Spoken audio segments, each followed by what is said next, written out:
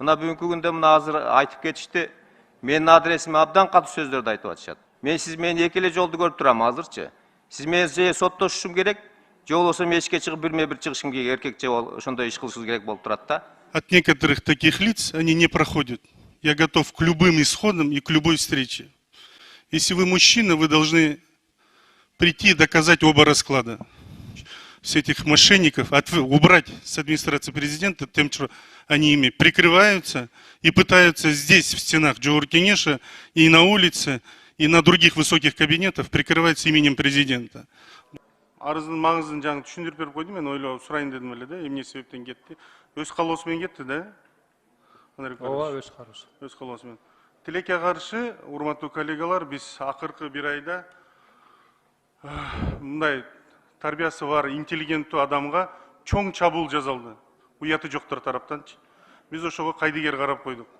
Абдан чоң, үлкөн Кыргызстандагы профессионалдардын бирине бир мошенниктердин тарабынан кара пиар менен алектенген. Мына жанагы сырттан келген адамды айтып атат. Анарбек Баратович, көңүл буруп койсоңор. Жана Фролов деген бул Номозбанк менен байланышкан. Номозбанк бул күмтөрдөн алтынды көп жылдан бери алып жүргөн банк, билесиздер. Ал Северная казна деген банкты банкрот кылып, болгону бир машиненин баасын салып, мына Коммерсант 2009 жылы жазып атат. Фролов бул абдан сомнительная личность.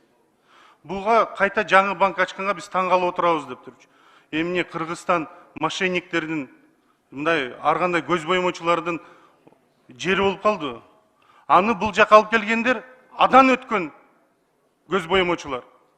Аркасынан мына кечөөн айтып атат, Улуттук банк күнөөлүү тиги ар кандай заемщиктерден. Андай эмес, саясат жалпы 30 жылдан бери болуп аткан саясат да ал жерде күнөөлүү. Бирок биз жеке жоопкерчиликке караганда ошол айткан инсандар өздөрү ондогон үй бүлөлөрдү бүгүн Бишкек шаарында ыйлатып жүрөт. Өзүм күбө болгом, өзүм жолуктургам ошолорду, карызын төлөп берип койгула.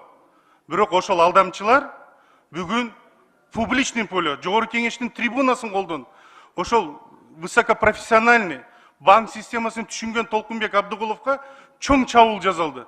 Биз баардыгыбыз илим билим, анын баскан турган билген адамдар кайдыгер кылып койдук. Ушул жерде ошол шылуун 10 секунд. Ошол шылуундар президенттин аты менен жабынып отурат. Интернет сайттарына жазып атат. Ошол Россиядан келген. Ал бир эмес, эки банкты банкрот кылып качып кеткен, качкан эмес мындай. Ал андай ишмердүүлүгүн жүргүзбөгөн адамдарды. Так карайлы да. Мына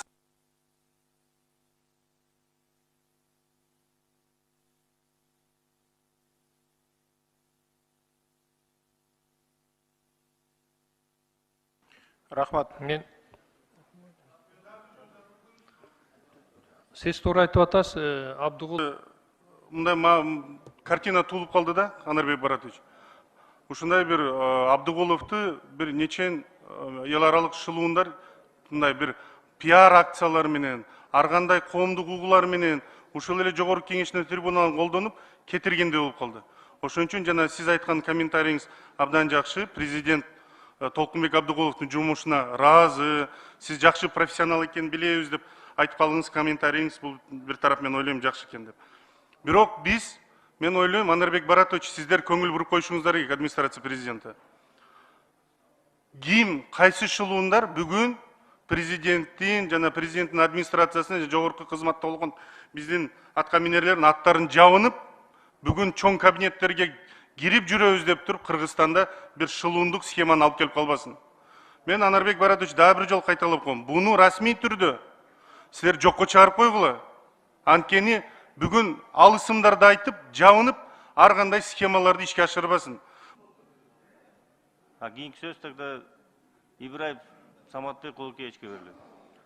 Рахмат, урматтуу төрага. Мен депутаттарга абдан чоң ыраазычылык билгизип кетким келет да. Ушул финансовый секторго ушунчалык күйүп бышып, чын дилинен жүрөгүнөн айтып аткан сөздөр болуп атат да, бул трибунада, бийик чоң трибунада айткан сөздөрүнө. Чынында эле ушул сферага абдан көңүл бурбасак, бүгүнкү күндө финансовый сектор аксагандыктан биздин бүткүл экономикабыз аксап атат да. Ошондуктан бүгүнкү Толкунбек Абдыгуловдун кетиши боюнча экөөбүз абдан катуу талкуулаштык, аябай келишпеген маселелер болду, бирок кыргызда жакшы сөз бар, кеткен кишини эч качан жамандабайт деген. Мен Толкунбек Абдыгуловго ийгиликтерди гана каалайм. Мындан кийин ушул конструктивдүү чогуу иштешкенге дайыма даярмын деп айтып келем. Мындан кийин да ошондой позицияда кала берем. Айта турган нерсе, бүгүнкү күндө ушул 7 жылдын ичинде Улуттук банктын ишмердүүлүгүн аудит жасаш керек го деген мен ойду айткым келет да. Сиздерге Нурбек Омурбекович, сунуштайм да депутаттык комиссия түзүп, толук ушул 7 жылдык ишмердүүлүгүн Улуттук банктын аудит жасап, кийин дагы ушундай бир катачыларды кетирбеш үчүн, катачылыктар кетирбеш үчүн терең реформага барабыз деп айттык. Биринчи реформаны биз ушу финансовый сектордон башташ керек деген ойду айткым келет. Финансовый секторда мындай тартип болсо, калган жак бардык жак тартип болот да. Ошону сиздерге чакырып кетем. Бүгүн ушундай туура чечим кабыл алсак, бири-бирибизди каралабастан, мына бүгүнкү күндө мына азыр айтып кетишти, менин адресиме абдан катуу сөздөрдү айтып атышат. Ыйык трибунадан келип туруп, ушундай сөздөрдү айтылган деген Нурбек Омурбекович, 1 минут кош берип койсоңуз, мен оюмду айтып алайын. Убакыт өтүп калды окшойт. Бул жерде бири-бирибизди каралап, бири-бирибизге мындайча айтканда мына эшикке чыгып азыр мен ушундай Мирлан Женчороевго ушундай бир сунуш айтат элем. 20 секунд, андан ашык бере албайм. Мирлан Женчороев коллегабызга айтып кетким келет. Биз бири-бирибизге андай катуу сөз айтпайлы. Мен сиз мени эки эле жолду көрүп турам азырчы. Сиз мени же соттошушум керек, же болбосо мен эшикке чыгып бирме-бир чыгышым керек, эркекче ошондой иш кылышыбыз керек болуп турат да. Мындай нерсе эч качан бул жерде кайталанбаш керек деп айткым келет. Сиздер мындай жакшынакай форматта жакшынакай сүйлөгөндү үйрөнсөк, урматтуу коллегалар. Рахмат, кийинки сөз. Рахмат, 5-чи микрофон. Рахмат. Россияда атайын изилдөө жүргөн болчу. Рейдерлик жана шылуундук мындай уюшкан кылмыштуулук булар кандай иштейт депчи. Ошолордун арасында бир терминология бар, green mail деп коет. Ал атайын жаман кабар, суук кабар, бирөө жөнүндө төгүндү айтып, ошондорду уюштургандарды ошо green mail менен алектенет дейт. Анан экинчи маселе, мен регламентке ылайык бирөөнүн да ысымын атаган жокмун. Бирок мен ысым атагандан кийин биринчи айтып коеюн, эгерде вы примеряете на себя и отвечаете, это отлично, значит вы понимаете ответственность и знаете, чем занимаетесь. Второе, угрозы от некоторых таких лиц, они не проходят. Я готов к любым исходам и к любой встрече. Если вы мужчина, вы должны прийти и доказать оба расклада. Бул экинчи. И үчүнчү, мыйзам астында жооп бергенде, мен ойлойм, юриспруденция будет на нашей стороне. И мы докажем, кто где что брал и чем занимался. Я думаю, завтра Толкунбек Самвелович тоже сдержит свои слова после своей официальной отставки. Он, как гражданин Кыргызской республики, как патриот своей страны, изобличит некоторых мошенников, которые покушаются на золотовалютные резервы Кыргызской республики. И тогда мы посмотрим, кто здесь будет кричать и пользоваться народной трибуной. И в каких интересах.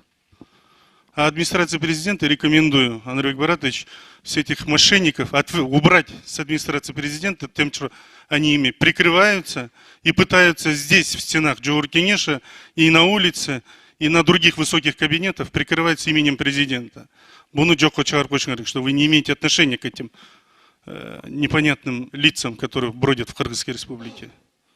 И үчүнчү маселе, Толкунбек Самвелович, вы работали профессионально, вы очень воспитанный, интеллигентный человек, но воспользоваться вашей интеллигентностью не должно не получиться у этих людей. Поэтому ийгилик каалайм, как барсаңыз да. Ошон үчүн Кыргыздын кызыкчылыгын, Кыргызстандын кызыкчылыгын дайыма коргоп жүрүңүз. Рахмат.